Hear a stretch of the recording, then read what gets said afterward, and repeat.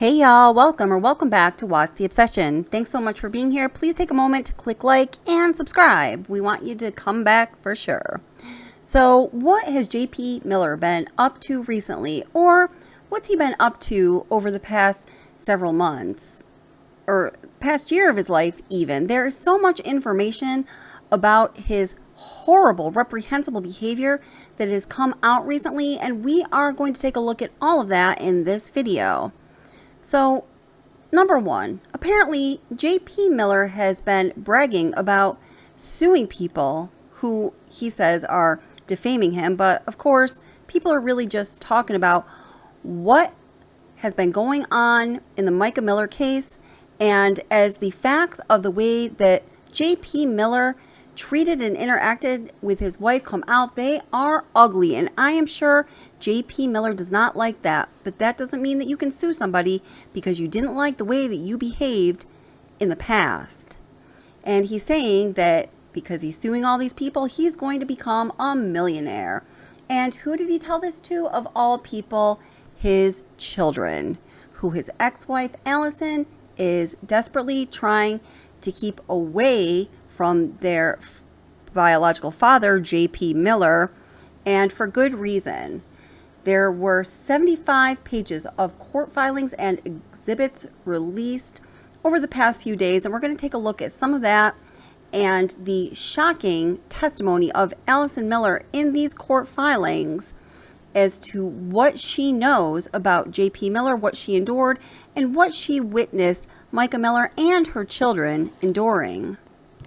Also, given the press conference that happened a few days ago, where the attorney for Mica Miller's family spoke out, and she did an awesome job. She is a kick-butt attorney. We learned about Mica's law, that Mica Miller's family, led by her attorney, are trying to get passed into legislation in Congress to become law. And we learned that there has been another bill that is very similar to what Mica's law wants to do, called the Coercive Control Act, and apparently it's just been sitting on the floor of the judiciary. This bill has been put in a folder in a dust-covered box in a back corner of the closet in the Judiciary Committee's office.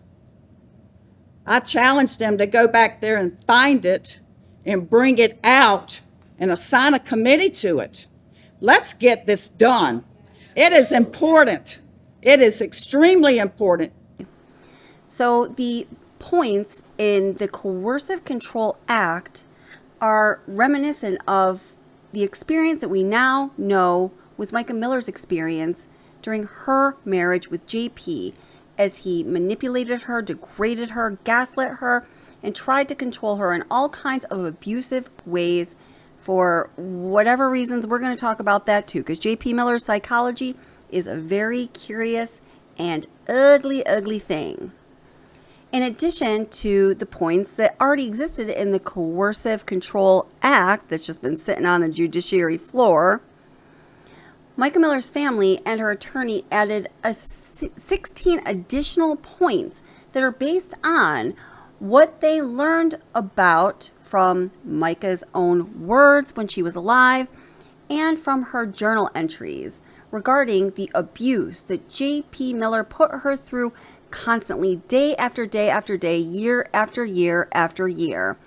And through those 16 additional points in Mica's law, we learn even more about the reprehensible behavior of J.P. Miller. Coercive control is basically like a psychological warfare. It will damage the very soul of a person. It will make them doubt and lose their self-confidence, and especially their self-worth. And they'll give up. They'll give up on being happy. And they'll survive and trudge through day by day, or maybe they won't. Let's first look at something J.P. Miller did himself just yesterday. J.P. Miller posted a TikTok diatribe of sorts, where he proclaims that he is the one that is going to champion Mica Miller's cause, and he is going to get justice for Mica. He's going to present 350 items that prove what everybody out there is saying is wrong. He disses some YouTubers. He says that his silence is a matter of wisdom and self-control rather than anything else, which is just laughable. Well, listen to the man yourself right here. Greetings, everybody. I'm here to let you know that my silence is nothing more than wisdom and self-control so that we can win the war that is up ahead. And I am looking forward to presenting over 350 pieces of proof on what Mica thinks about her family and what Mica thinks about her lawyer and the things her lawyer's saying and the things that her family's saying and Charlotte and all these other people that are saying things. People forget that Mica corresponded with me more than anybody else on planet Earth. And I know her heart. And I have her text messages, and we're going to disprove all the lies that are out there. And there's so many lies, it seems like everybody thinks the world is flat. And you ask them why, and they say, well, it says on the news the world's flat. Or, you know, Robbie Stinky Harvey said that it's flat. Or JLR Never Investigates says that it's flat. But when I get to court, I'm going to show you that the world is round. And you're going to be shocked at some of the things that you see that Mica says. And we're going to find out actually who is responsible for my wife's death. And Mica will have justice when it's all said and done. And I'm going to make sure of it. So thank you so much. I look forward to...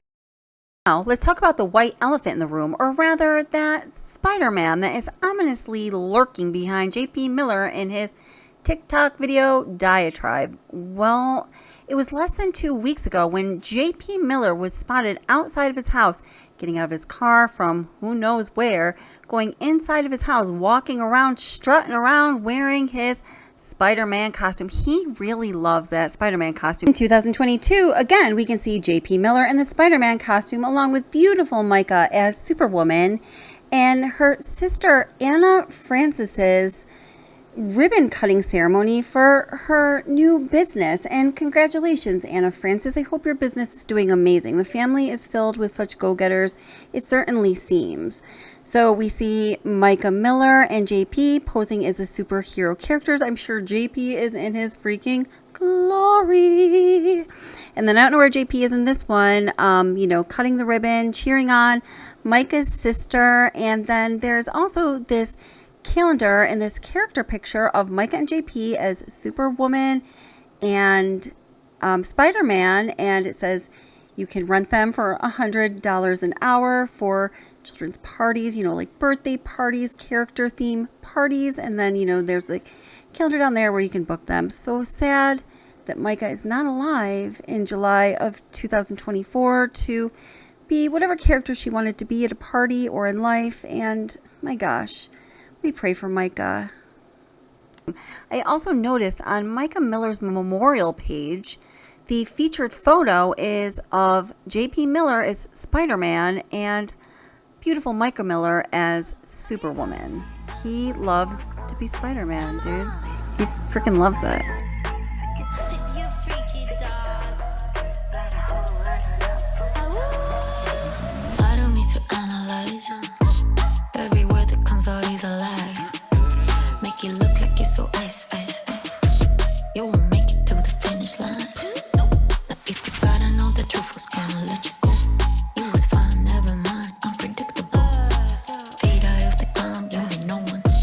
You a star, blow it up like supernova. In the nighttime, hit my hotline. Sharing secrets, you was really was about your life. Basic bullets, with no bullets. Okay, so circling back to JP Miller's TikTok diatribe. Yeah, clearly the most ironic statement is right in the beginning there when he says, I just want to let you know that my silence is nothing more than wisdom and self-control. I am here to let you know that my silence is nothing more than wisdom and self-control. Well, isn't that always what JP Miller wanted everyone around him to believe, that he was filled with wisdom, the wisdom of the Lord, godly wisdom and self-control, like a good Christian. But we know that JP Miller, the person he really was, could be described as anything but wise and filled with self-control. This is the worst sermon I've ever preached my whole life. I can't stand it. I just want to give the altar call and quit now. One day, listen, if you ever want to know what I'm going through in life, it's always about what I'm preaching about. God is so good to do that every single time. One day I'm going to preach about getting rich, strong, healthy, and Finding a hot wife that loves Jesus. That's what I'm going to do. I'm just kidding. That was wrong. I told you I shouldn't be here today. I shouldn't be here today. When my wife went in the hospital, I looked at her phone and I counted over the past 2 years, 18 people who had texted her and said, if you ever want to talk about your husband, you can talk to me and say anything and I'll keep it confidential. Why the heck does somebody want to hear what somebody else says about their spouse? And 2 of those 18 were men. I thought, what? And I was thinking when I read that, I thought, Mark Cassidy, he's one of our elders here, and Jackie, she oversees our New Testament discipleship. Could you see Mark calling another woman and saying, you know what, I just want to tell you some things about my wife I don't like? Or could you see Jackie calling a woman or a man, either one? No, if someone wants to call you and say bad things about somebody else, that's a demon talking to you, and the only way to respond is with the Word of God. Let's get a big effort behind passing Mica's Law. Mica's Law is all about making coercive control of another human being a crime. I just want to point out that here, with what JP said, that, I went through Mica's phone and there were 18 people. And can you believe that they had the nerve to, ask her, if she's okay? And they want her to share with them, the horrible struggles that she's going with her monster of a husband. That must be a demon. If you were one of those people in the congregation, and we know that Mica's friend base, for the most part, by and large, were people in that congregation. So if that is you, person I'm looking at, pointing at right now, who is in the congregation, is I coercively control you from the pulpit, then you are a demon, and I know all about it. You better watch your back.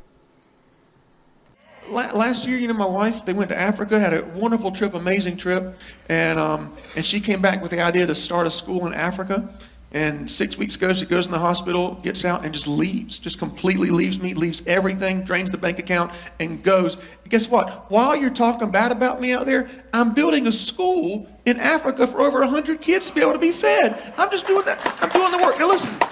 I'm hurting more than I've ever hurt, going through so much pain you can't imagine. Last week, I have somebody that's going to donate a plane to our church for me to be able to fly from Florida to Tennessee, North Carolina, and Georgia for me to go preach at other churches. Because listen, God gave me the idea, I don't care about other churches, I care about other pastors.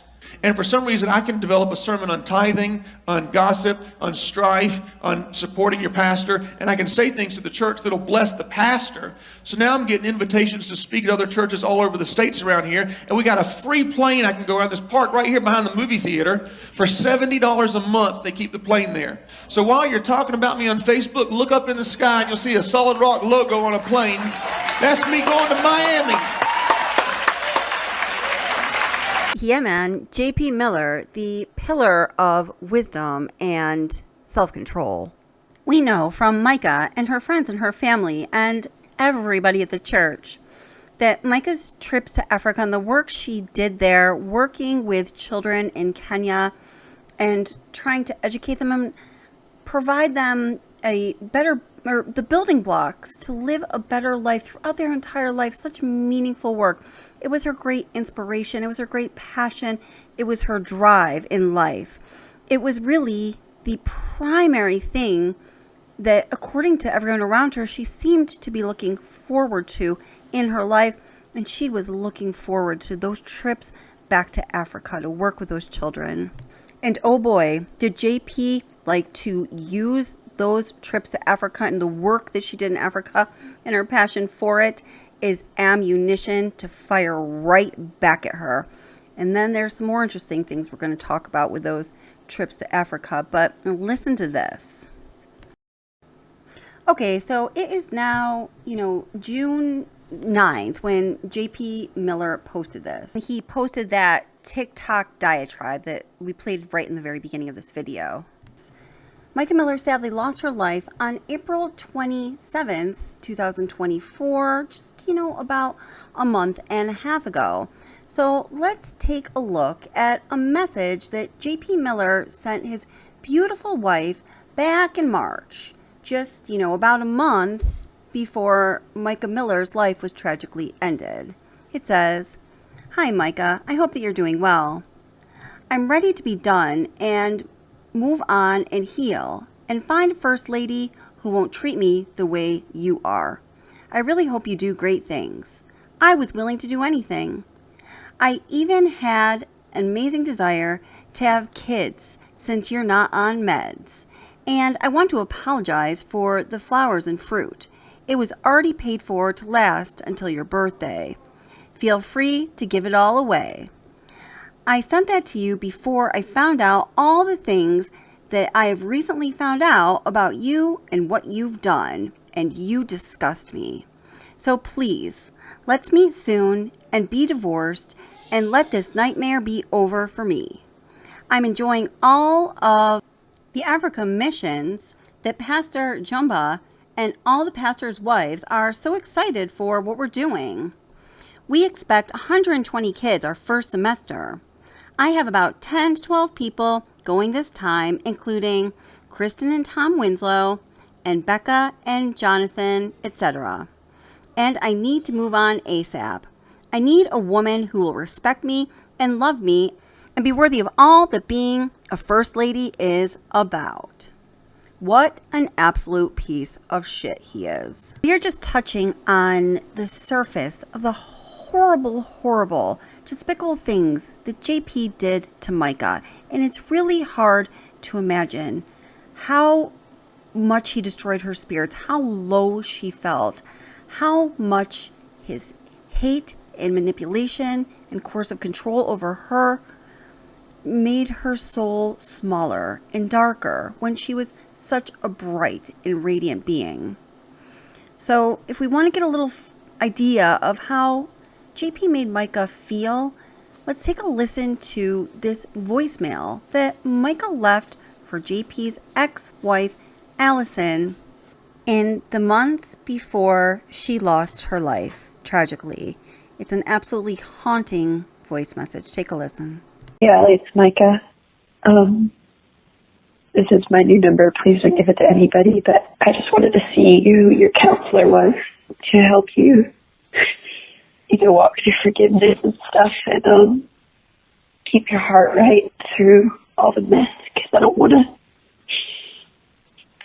lose myself in this, and I don't want to pursue anything out of anger or vengeance or anything like that. I just want to be free and have peace and keep my soul right. So if you just text me and name me that I'm a good counselor, I'd greatly appreciate it. In the court documents that JP Miller's ex-wife Allison filed, her primary purpose was the relief of gaining full custody of her 4 children, the 4 children that she had with John Paul Miller. Well, the 2 minor children specifically that she has with John Paul Miller. 2 of the 4 children are over the age of 18. And the details that we can glean from these court documents, like 70 pages of court documents, are really super disturbing, and things are described in great detail. And even though we know JP's potential more or less based on learning about Mica's story, some of these details are still absolutely shocking. So Allison starts to tell her story through this affidavit, and I'm going to start reading it to you right here. So this is number 6. In 2015, JP was the pastor of Solid Rock Ministries, and I was served as his assistant to pastoral duties. We separated after I learned JP was having an adulterous affair with our former nanny, Mica Miller, who joined our church at age 15. Was married to JP's best friend, who was also our church staff, and was serving as our church worship leader at the time of the affair. Number 7.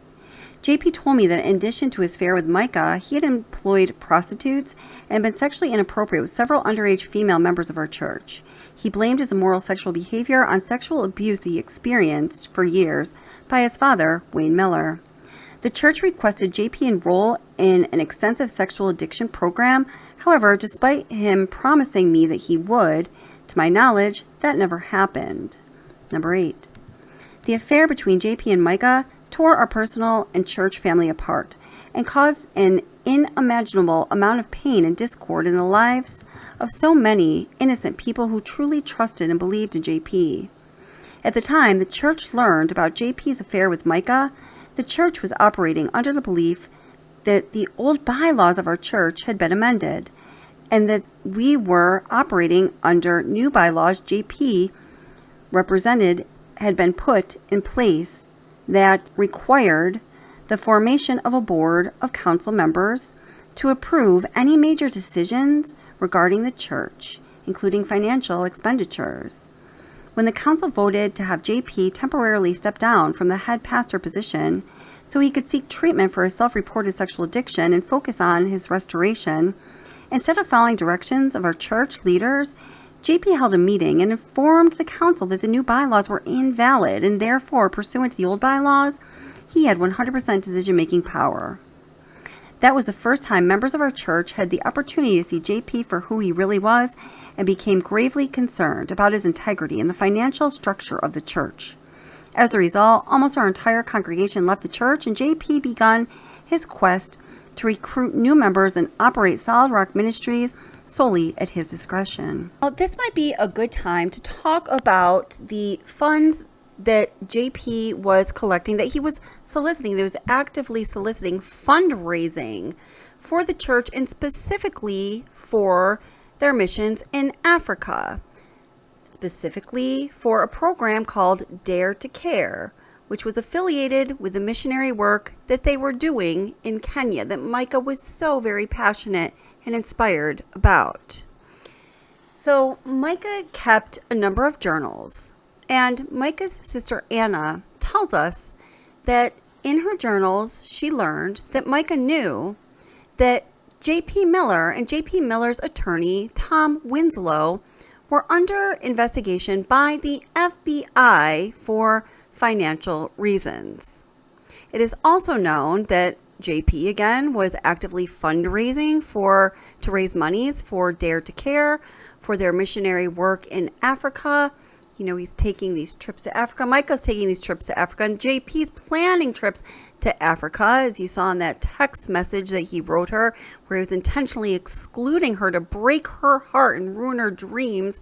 He's planning trips to Africa just to, to put a knife in Mica's side, to hurt her just a little bit more.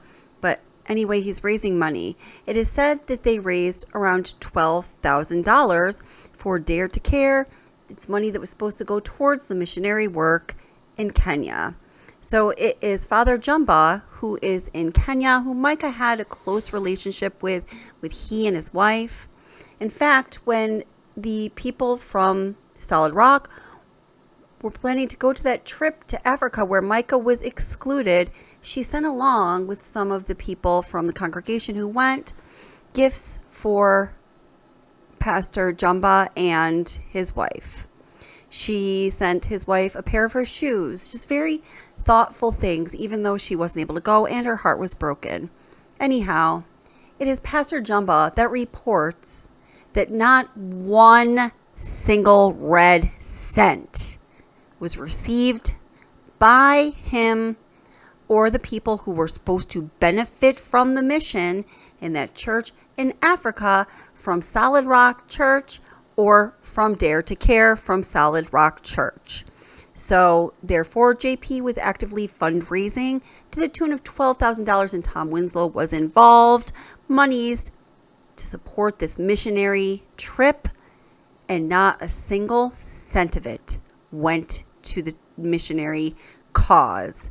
What the fuck is up with that? Fraud, clearly, but man, that is like the lowest of the low, like scum of the earth kind of fraud. And all the while, J.P. Miller knows that these missions and the work that they are doing in Kenya are at the center of his wife's heart. They're what drives her and motivates her and inspires her towards the future. Her future that he is trying to ruin for her. My God, this is such a sad case. J.P. Miller is a horrific. He had been appropriate with minor female members of our church and disclosed to me the identity of the girls. I immediately contacted them to encourage them to come forward. Although they each shared with me detailed accounts of what JP did to them, they were too scared to make police reports or testify in court. When I went to the police department for the purpose of reporting this and requesting an investigation, I was told, in essence, by police officials that nobody would believe me because JP was a well-known pastor and we were in the middle of a divorce. Number 10, I began to realize the power JP seemed to have over leaders and officials in our community. And based upon having limited proof, there was no way for me to ensure JP was held accountable and prevented from continuing to victimize innocent people. Given the circumstance, I decided the best way for me to protect our children was to reach an agreement with JP that contained terms I believed would ensure their safety and encourage him to seek treatment. To that end, JP had periodic periods of visitation with our children. However, we agreed JP's visitations with our daughter, who is subject to this action, would be restricted solely to daytime periods of visitation. See attached Exhibit A, final order. Number 11, following my divorce from JP, he married his then paramour, Mica Miller. Prior to my knowledge of JP's sexual relationship with Mica during our marriage, both she and her husband Jeremy became very close to our family. Mica did not have a close relationship with her mother, and to some degree I took her under my wing as an older daughter. In 2021, things gradually began to change to the detriment of our children. JP would preach sermons on Sundays. Our children were with him and present in the congregation, disparaging Mica and indicating she had mental health issues and eventually putting her in a mental hospital. The children were subjected to JP calling Mica crazy one day, and then her being back in the home the next, with their father assuring them she was fine. They never knew what to expect, and the intense unpredictability and marital discord between JP and Mica negatively impacted them all. On one occasion, while picking up our daughter, I observed holes in the walls, hinges off the doors, and pieces of paper taped to the wall with negative affirmations about Mica. JP told me and our children that Mica was delusional and speaking different languages and seeing things that were not there. JP agreed it was not safe for our children to be in the house, and for periods at my request, did not insist that they stay with him overnight. JP began spending time with his new paramour, Susie, who was the mother of one of the boys that plays on our boys' soccer team. JP began using our son to facilitate times he could spend with Susie, which our children were well aware of. Their friends talked about it and caused them a tremendous amount of embarrassment. When I learned JP was exposing our children to yet another one of his adulterous affairs, I confronted JP and Susie and told them to not let it happen again. JP called me the day Susie's husband died in an alleged drowning accident, extremely upset, and asking me to pray, which was incredibly bizarre. Based upon information and belief, just 2 weeks prior to this incident, Susie's husband had confronted JP and asked him to leave his wife and children alone. It is chilling to know that the spouses of both Susie and JP are now dead from tragic events. It was around this time JP's mental health seemed to really be spiraling out of control, and he began acting even more bizarre. He informed me that he was getting into buying guns and shooting, and he had purchased a gun safe for his home. As a convicted felon, he is not allowed to have weapons. However, he managed to get a police chief from the church to assist him with expunging his record. Further, he was given a special police badge that says pastor to utilize if he ever gets pulled over, so they will let him go. Here in this document, it says that the police chief expunged JP's record, and he was the one who got him that handy-dandy little badge that said pastor embossed on it, so he can get himself out of trouble on a couple of counts there, right? So we know that people in JP's congregation, or people that used to be in JP's congregation that are speaking now, said that they were afraid to speak out while they were in the church, or even now, because they are still afraid of the repercussions, as they believe that JP has a certain amount of power. First of all, they saw him as being a spiritual leader of sorts, and it is thought that he has financial power because, after all, under his financial belt are the assets of the church, whose worth is almost $6 million.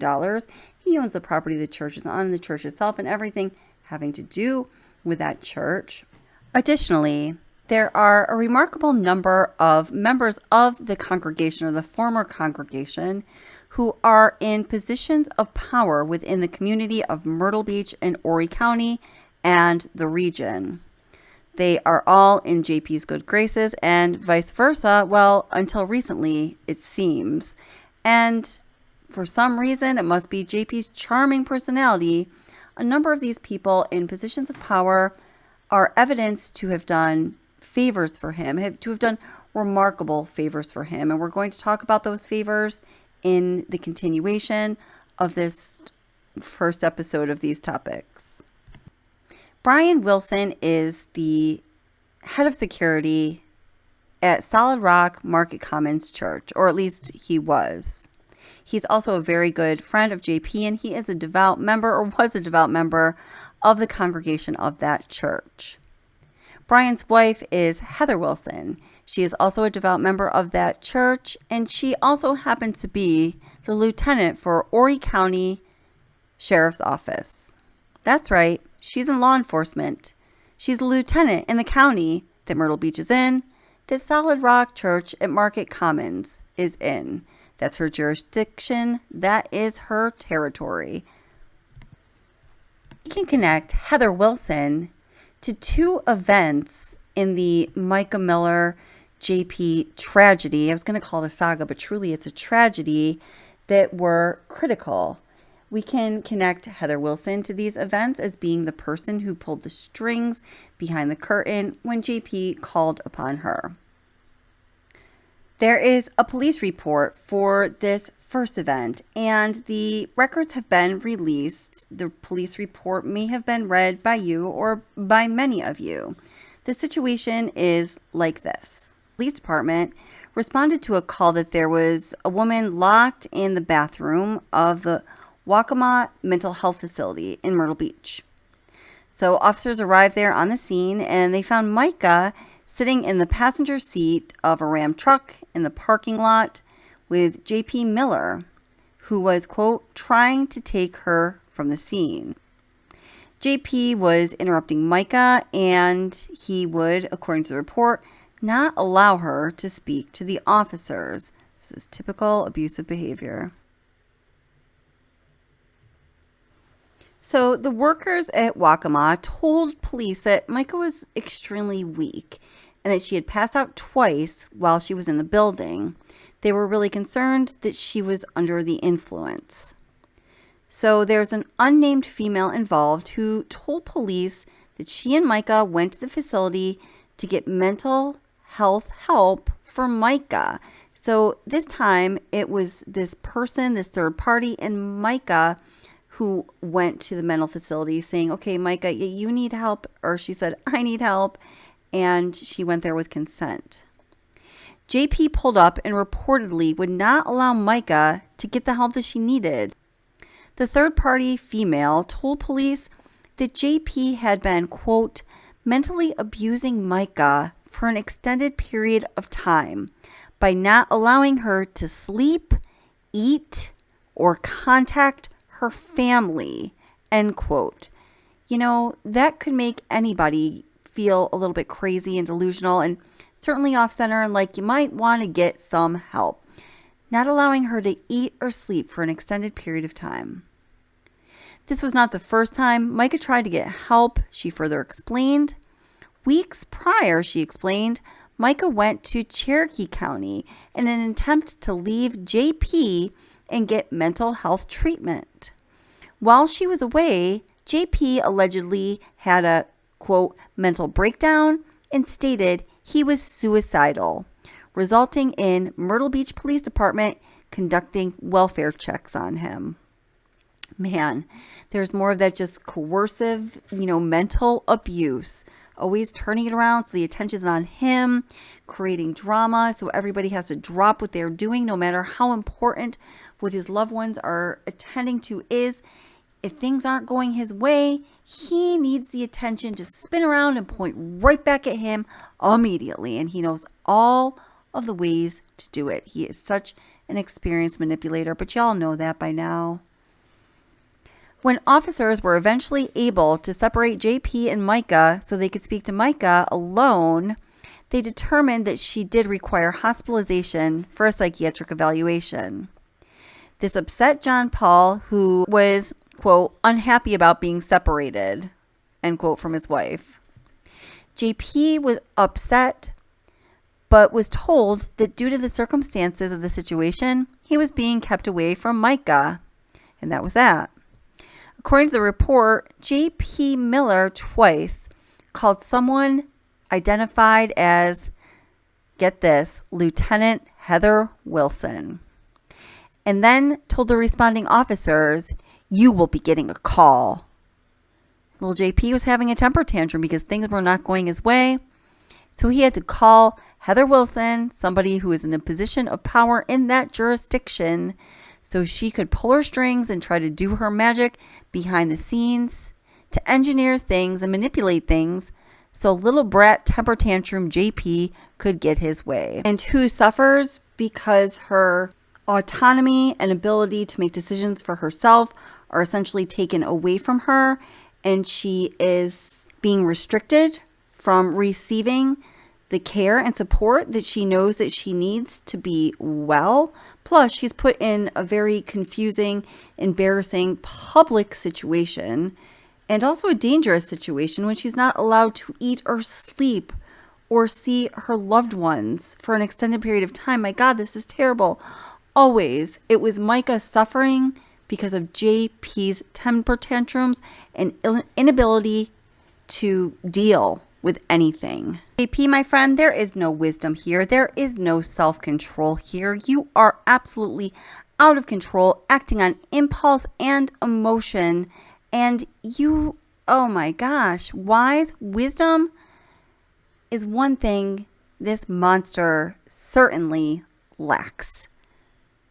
I cannot believe the absence of self-awareness in that man's mind.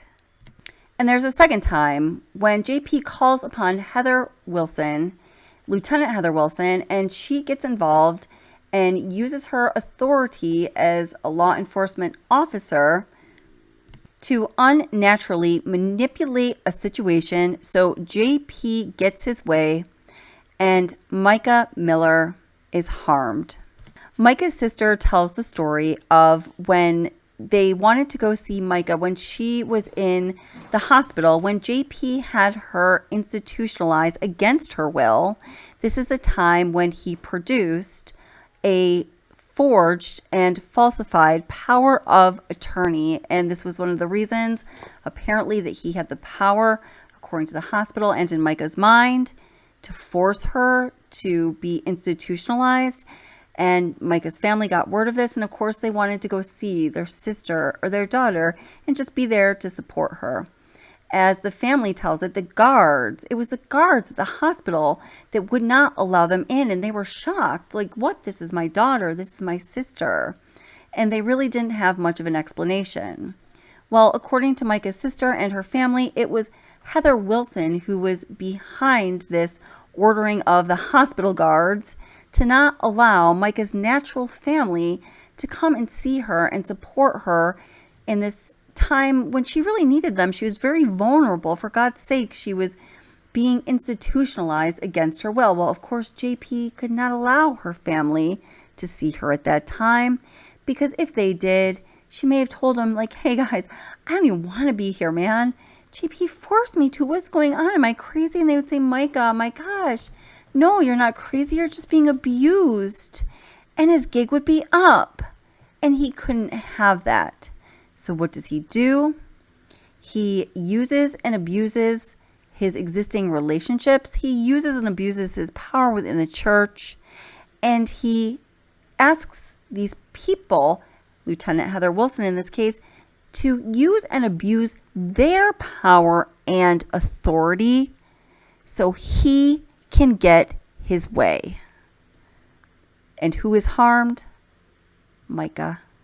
Guys, thank you so much for watching. Please click like and consider subscribing. I would love to have you come back, and there's definitely going to be more material along the lines of what we discussed today, because there are so many deep dives and so many different directions to go on in this case.